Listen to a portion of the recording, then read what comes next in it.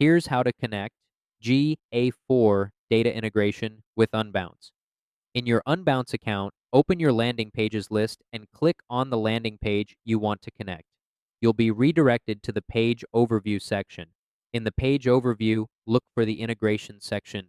Under native integrations, you'll see an option called Google Analytics 4 GA4 data integration.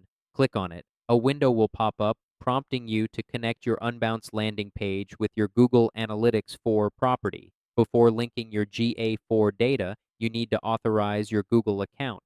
Click Connect with Google Analytics 4. Sign in to your Google account that has access to your GA4 property. Click Continue to allow Unbounce to connect to your GA4 data. Once you've done this, Unbounce will confirm that your Google Analytics account is connected. After authorization, go back to the Integrations tab on your page overview. Click Google Analytics 4 Data Integration again.